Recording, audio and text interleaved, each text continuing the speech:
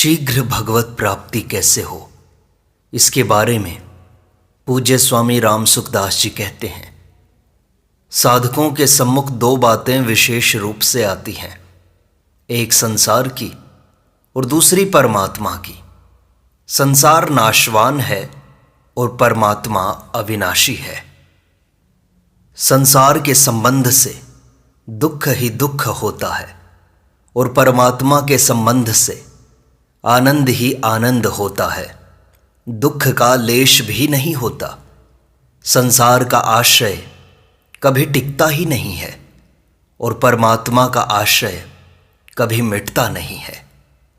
इन बातों को हम संत महापुरुषों से सुनते हैं, वेद पुराण आदि शास्त्रों में पढ़ते हैं और स्वयं मानते भी हैं, परंतु ऐसा मानते हुए भी हमारा दुख दूर क्यों नहीं हो रहा है?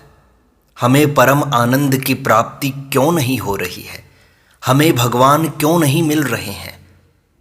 अभी जैसे हरिहि शरणम कीर्तन हुआ तो भगवान के चरणों की शरण लेना बहुत ही बढ़िया बात है, क्योंकि संसार का आश्रय टिकेगा नहीं, भगवान का आश्रय ही टिकेगा। ये बातें सुनते हैं, समझते हैं, मानते हैं, फिर भी वह गुत्थी कहाँ उलझी हुई है जो सुलझती नहीं है। इस समस्या पर हमें गंभीरता पूर्वक विचार करना है। इस विषय में अनेक बातें कही जा सकती हैं, परंतु एक बात पर हमें विशेष ध्यान देना है। वह यह है कि बातें सुनने पढ़ने से केवल बौद्धिक या बातूनी ज्ञान होता है। परमात्म तत्व की प्राप्ति में अपनी उत्कट अभिलाषा ही काम आती है। बौद्धिक या बातूनी ज्ञान कुछ भी काम नहीं आता। जिस दिन हमें संसार का संबंध सुहाएगा नहीं और हम परमात्मा के बिना रह नहीं सकेंगे, उसी दिन हमें परमात्मा की प्राप्ति हो जाएगी।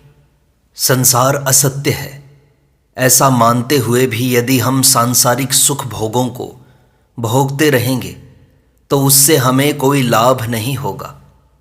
परमात्मा सत्य हैं, उनका नाम सत्य है, ऐसा कहने मात्र से कोई विशेष लाभ नहीं होगा।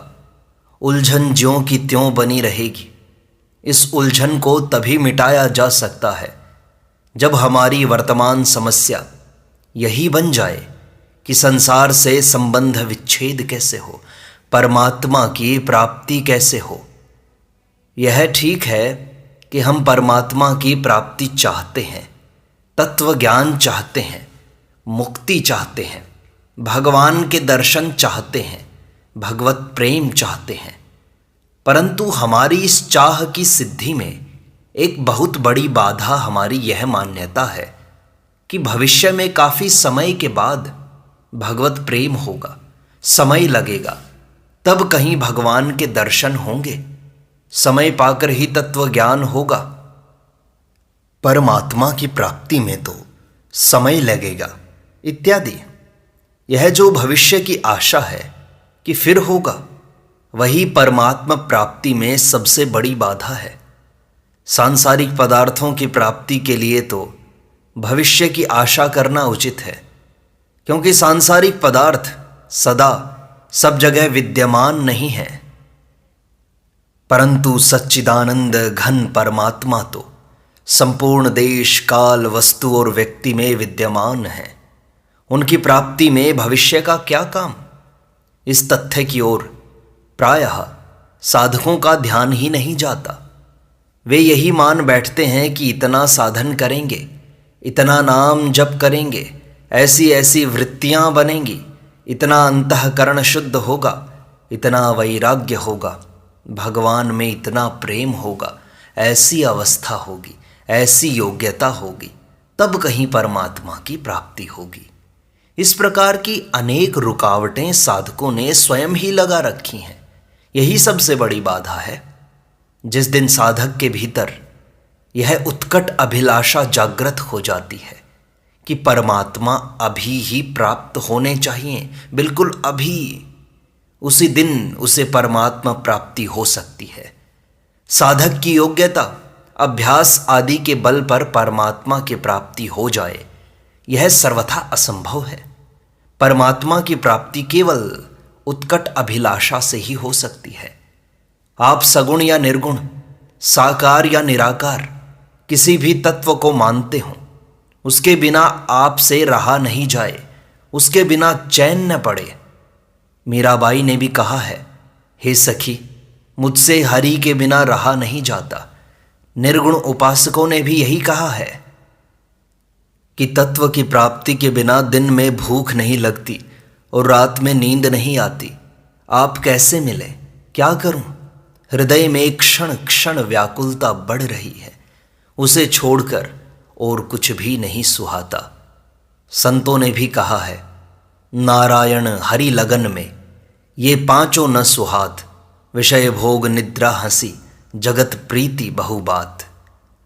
ये विषय भोग आदि पांचों चीजें जिस दिन सुहाएंगी नहीं अपितु कड़वी लगेंगी, भगवान का वियोग सहा नहीं जाएगा, उसी दिन प्रभु मिल जाएंगे। इतने प्यारे भगवान, इतने प्रियतम परमात्मा, जिनके सामने कोई प्यारा हुआ नहीं, है नहीं, होगा नहीं, हो सकता नहीं, ऐसे अपने प्यारे प्रभु के वियोग में हम दिन बिता रहे हैं। उनके मिले बिना ही हम सुख से रह रहे हैं। भगवान कहते हैं, इतने से ही काम चलाओ, और की जरूरत नहीं है, इसलिए चाह पूरी नहीं करते। परंतु जो भगवान के लिए दुखी हो जाएगा, उसका दुख भगवान से नहीं सहा जाएगा।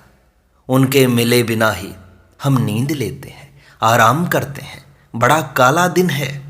इस प्रकार यदि उस प्रभु के बिना क्षण क्षण में महान दुख होने लगे, प्राण छटपटाने लगे, तो भगवान उसी समय मिल जाएंगे। उनके मिलने में देरी नहीं है। भक्त का भगवत प्राप्ति विषयक दुख वे सह नहीं सकते, वे कृपा के समुद्र हैं। फिर भी संसार दुखी है ना। संसार तो दुख के लिए ही दुखी हो रहा है।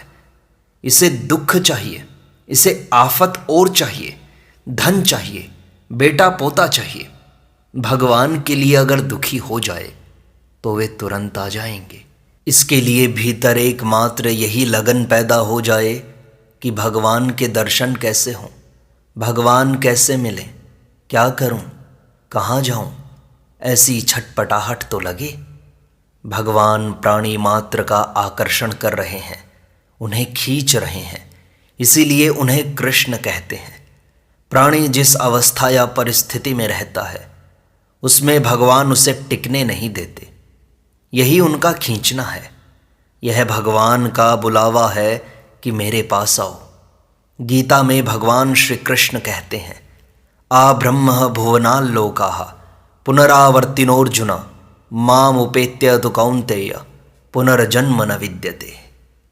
हे अर्जुन, ब्रह्मलोक पर्यंत सब लोक पुनरावर्ती अर्थात जिनको प्राप्त होकर पीछे संसार में आना पड़े ऐसे हैं, परंतु हे कौन्तेय, मुझको प्राप्त होकर पुनर्जन्म नहीं होता।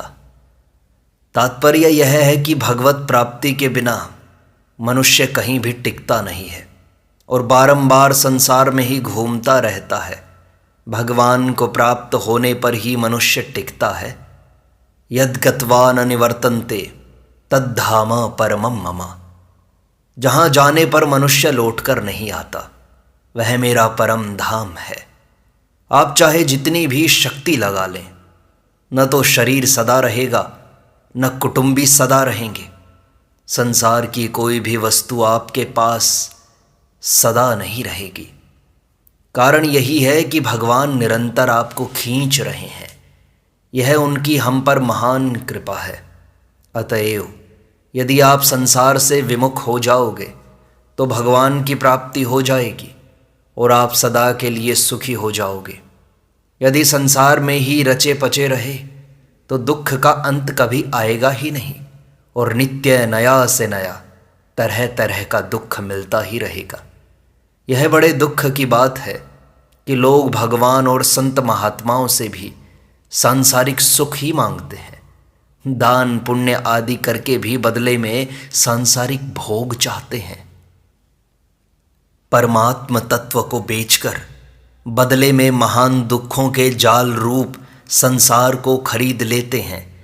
यह महान कलंक की बात है। मूर्ख लोग अमृत को देकर बदले में जहर ले लेते हैं। परमात्मा प्राप्ति के लिए मिले हुए इस मनुष्य शरीर में नाशवान सांसारिक पदार्थों की मांग का रहना बड़ी लज्जा की बात है।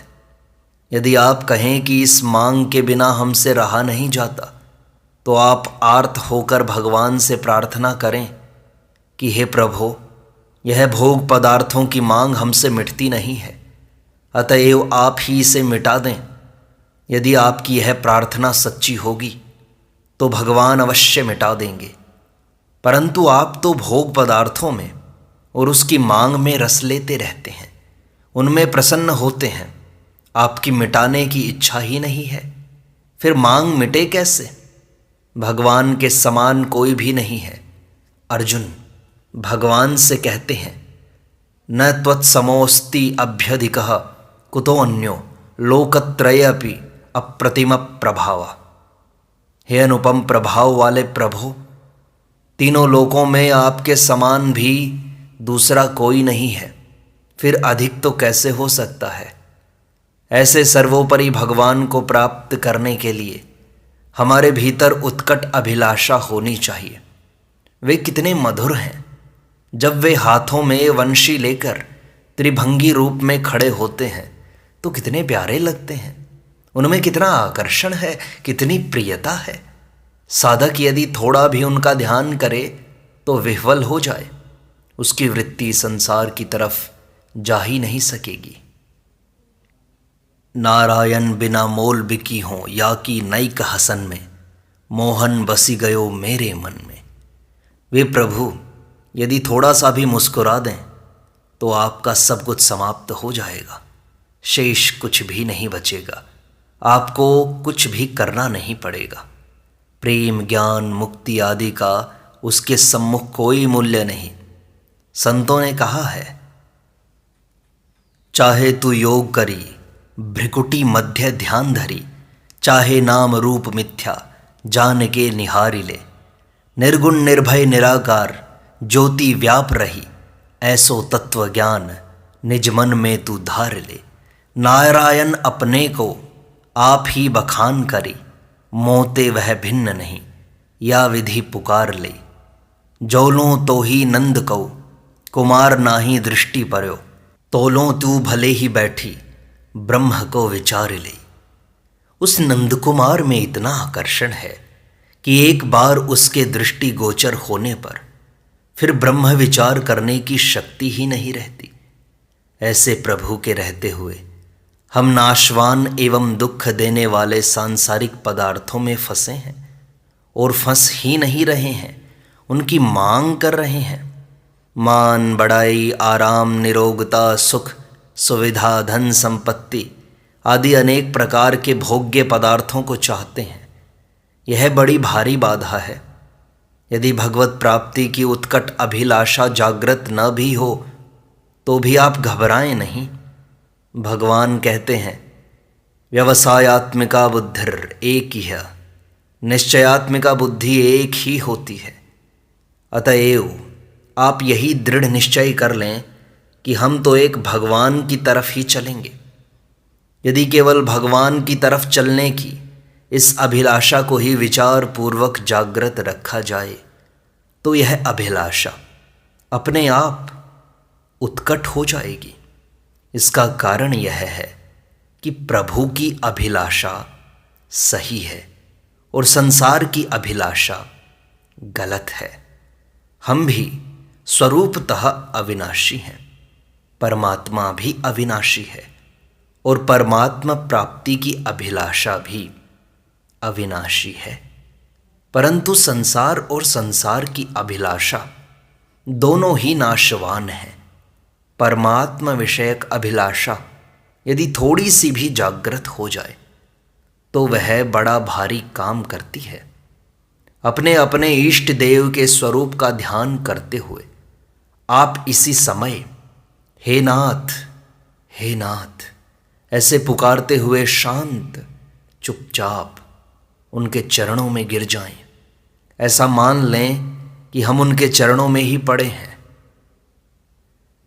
इसके अतिरिक्त कुछ भी नहीं करना है, क्योंकि करने के आधार पर भगवान को खरीदा नहीं जा सकता। उनकी प्राप्ति में अपने को कभी अयोग्य न माने। जो सर्वथा अयोग्य या अनधिकारी होता है वही भगवत चरणों की शरण होने का अधिकारी होता है।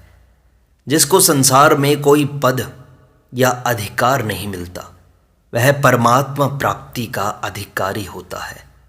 भगवान के चरणों में गिर जाना बहुत बड़ा भजन है। इसलिए ऐसा मानते हुए उनके चरणों में गिर जाएं कि यह हाड़ मांस का अपवित्र शरीर तथा मन बुद्धि इंद्रियां हमारे नहीं हैं और हम उनके नहीं हैं। हमारे केवल प्रभु हैं और हम केवल प्रभु के हैं। पूरी गीता कहने के बाद भगवान ने संपूर्ण गोपनीयों से भी अति गोपनीय बात यह कही, सर्वधर्मान् परित्यज्य मामेकं शरणं व्रज अहं त्वा सर्वपापेभ्यो मोक्षयिष्यामि मा शुचः। संपूर्ण धर्मों कर्तव्य कर्मों के आश्रय को त्याग कर केवल मेरी शरण में आ जा, मैं तुझे संपूर्ण पापों से मुक्त कर दूंगा। तू शोक मत कर। इसलिए दूसरे सब आश्रय त्याग कर एक प्रभु का ही आश्रय लें, क्योंकि यही टिकेगा। दूसरे आश्रय तो कभी टिक ही नहीं सकते।